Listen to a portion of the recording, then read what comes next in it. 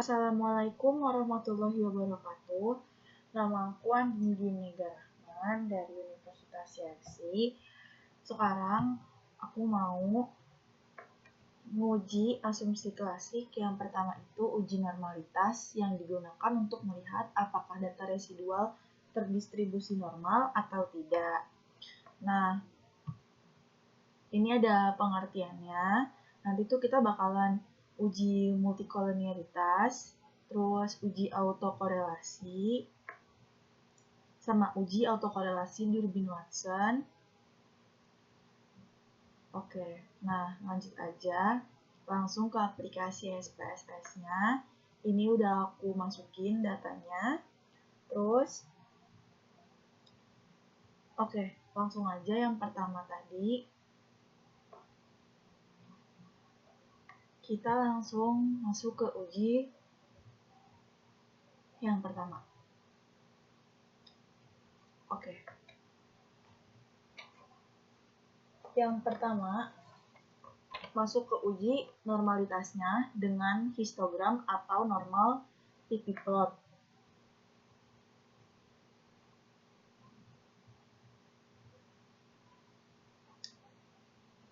Terus, di aplikasi SPSS-nya langsung aja kita pencet Analyze. Terus, Regression. Setelah itu, Linear. Nah, di sini kan ada bank, keuntungan, aset, sama harga saham.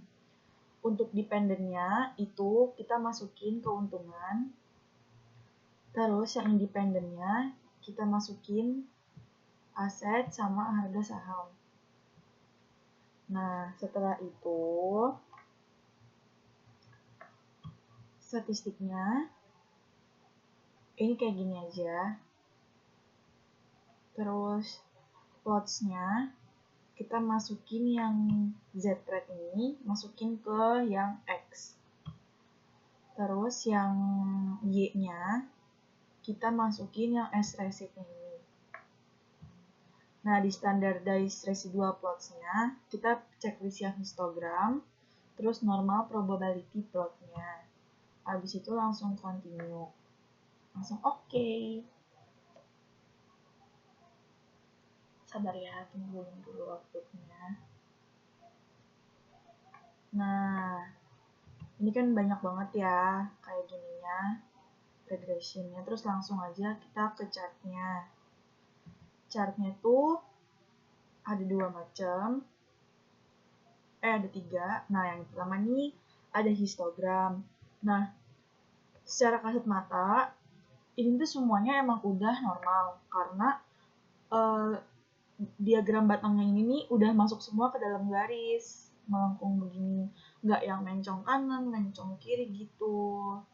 Berarti ini udah normal karena ini tidak melenceng kemana-mana. Ya, ini udah proporsional.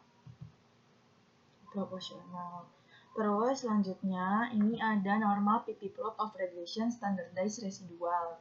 Ini dependent variable yang keuntungan. Ini titik-titiknya ini sebenarnya ini tuh udah mengikuti garis ya.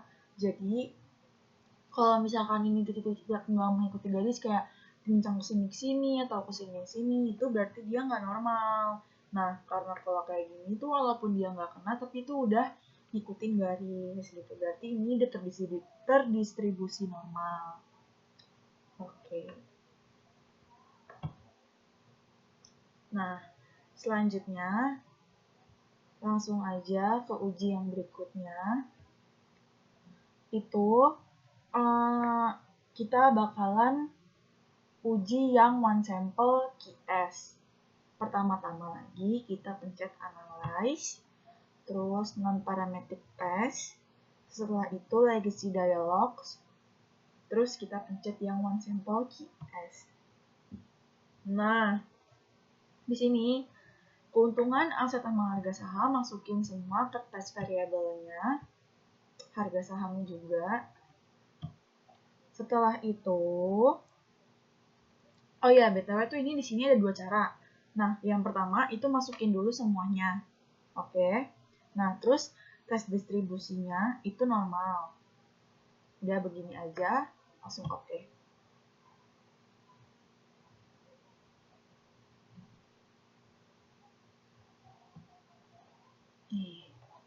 Ini langsung aja ke NPR tesnya. Ini one sample Kolmogorov-Smirnov tesnya. Kita langsung lihat yang assume seek to toilet. Nah, di sini kita lihat aja yang di harga saham itu udah 0,106, ya kan? Nah, kalau misalnya udah lebih dari 0,05, berarti ini tuh udah terdistribusi normal, ya kan? Nah, langsung lanjut aja. Langsung aja ke yang uji keduanya. Tadi kan aku bilang udah ada 2 ya. Nah, tadi pertama tuh udah, terus ini yang kedua. Lanjutannya itu sama, analyze. Setelah itu regression. Setelah itu linear. Nah, ini langsung aja ke save-nya. Terus residualnya itu kita pencet yang unstandardized-nya. Terus udah. Setelah itu plots-nya yang yang standar residualnya ini unchecklist dulu ya, dua-duanya. Jadi seperti ini, terus langsung oke.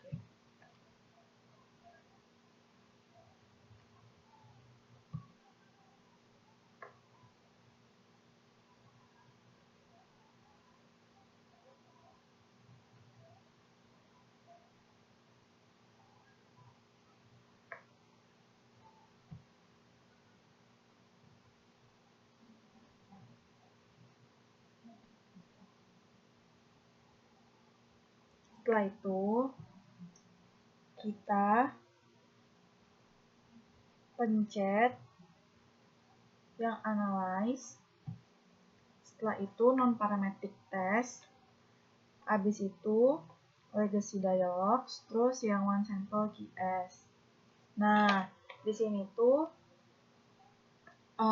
test variabelnya kita masukinnya itu yang unstandardized, jadi yang keuntungan dibalikin, yang aset kita balikin, yang harga saham juga masukin yang unstandardized residualnya ini. Terus langsung oke. Oh ya, ini tes distribusinya tetap normal ya.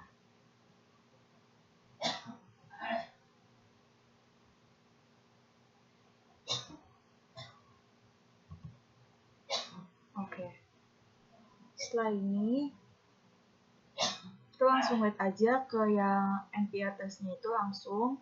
Ini asymmetric to toiletnya itu udah lebih juga dari 0,5, ya kan? Berarti data residualnya ini terdistribusi normal. Berarti memenuhi uji asumsi klasik yang normalitas. Nah, selanjutnya kita langsung ke uji multikolinearitas. Jika hubungan itu mendekati 1, artinya hubungannya mendekati sempurna. Syarat polos uji multikolinearitasnya itu nilai korelasinya harus kurang dari 0,80. Dapat juga dengan melihat jika nilai toleransinya itu lebih dari sama dengan 0,10 atau nilai VIF atau variance inflation factor-nya lebih kecil dari 10. Maka tidak ada multikolinearitas. Kriteria pengujiannya itu jika nilai toleransinya lebih dari 0,10 atau 10% dan nilai VIF-nya itu kurang dari 10, maka data tidak mengalami multikolinearitas dan sebaliknya. Oke, langsung aja ke SPSS-nya lagi. Di sini itu kita pencet analyze, terus regression, terus linear.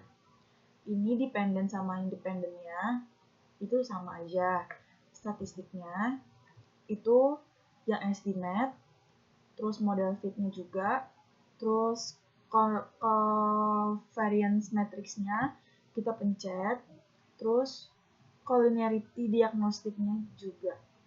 Jadi totalnya ada 4, 1, 2, 3, 4. langsung oke. Save-nya itu jangan ada yang di checklist ya. Ini dia checklist dulu. Continue. Setelah itu langsung oke. Nah, ini kan yang keluar banyak. Kita langsung lihat yang di coefficient-nya. Nah, di sini lihat di output coefficient-nya ini. Nah, ini ada collinearity statistik. Nah, lihat di toleran sama VF-nya, ya kan? Tadi kalau kurang dari 10, ini aku bacain lagi. Kalau misalnya lebih dari 10 atau nilai VF-nya kurang dari 10, kalau nilai toleransinya lebih dari 10 dan nilai VF-nya kurang dari 10, maka tidak ada multicollinearitas. Nah, di sini nilai toleransinya itu udah lebih dari 0,10 dan VF-nya itu kurang dari 10, ya kan? Nah, berarti ini tuh tidak mengalami multicollinearitas gitu. Di sini kan nilai toleransinya 0,533, berarti lebih dari 0,10 atau 0,1. Nah, nilai VEF-nya ini tuh kan 1,876, berarti kurang dari 10, ya kan? Ya udah, berarti ini datanya tidak mengalami multicollinearitas. Selanjutnya, lanjut aja kita ke uji autokorelasi. Aku bacain dulu PPT-nya. Ini, uji autokorelasi. Tujuannya itu untuk menguji apakah dalam model regresi ditemukan adanya korelasi antara kesalahan penggunaan atau residual pada periode T dengan periode sebelumnya, T-1.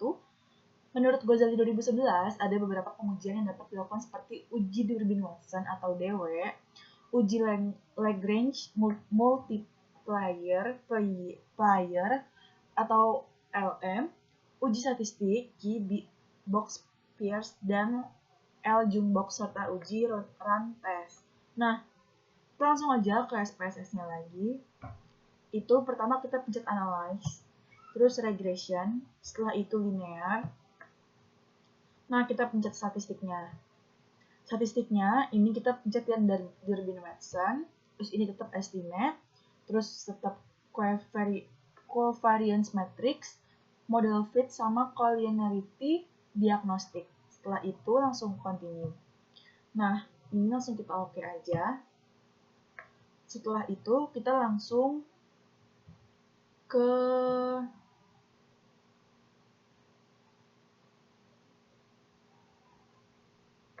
sebentar.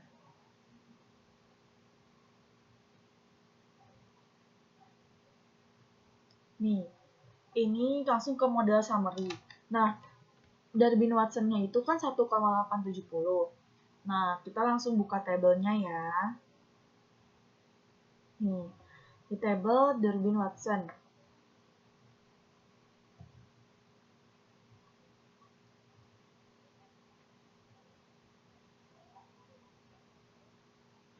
Kita buka dulu PPT-nya.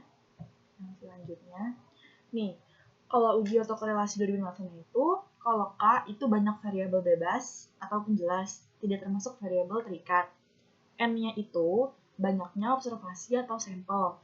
DU itu artinya Durbin upper, dan DL itu Durbin lower, dan DW itu Durbin-Watson.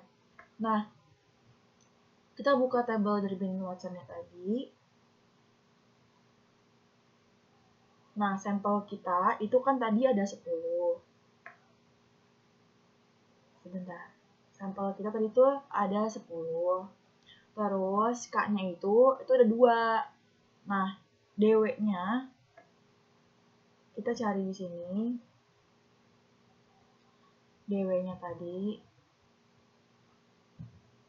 Sebentar.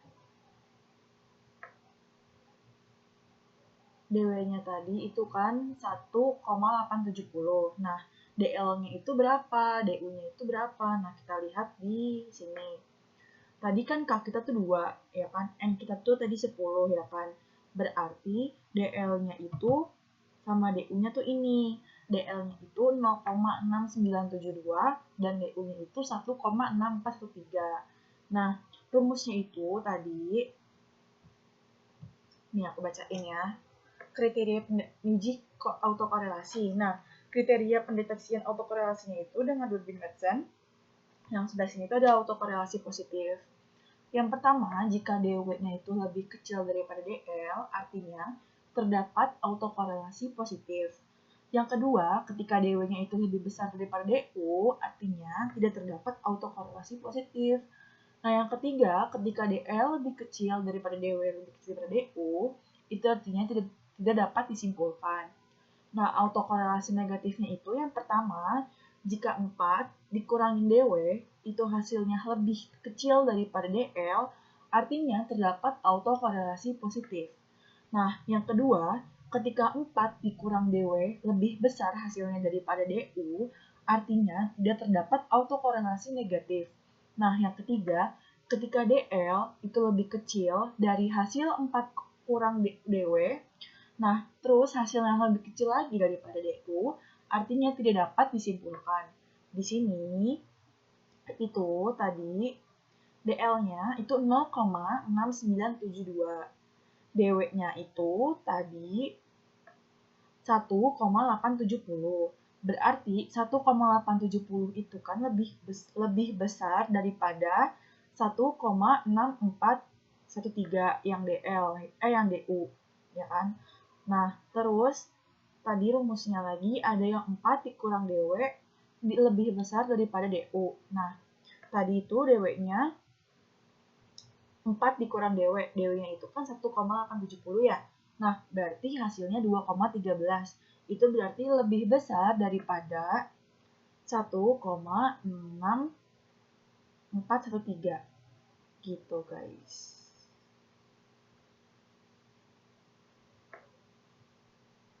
Seperti ini. Berarti nggak terdapat negatif dan juga tidak terdapat positif. Nah, selanjutnya itu kita yang terakhir ini kita pencet analyze, non-parametric test, terus legacy dialogues. Setelah itu runs yang ini.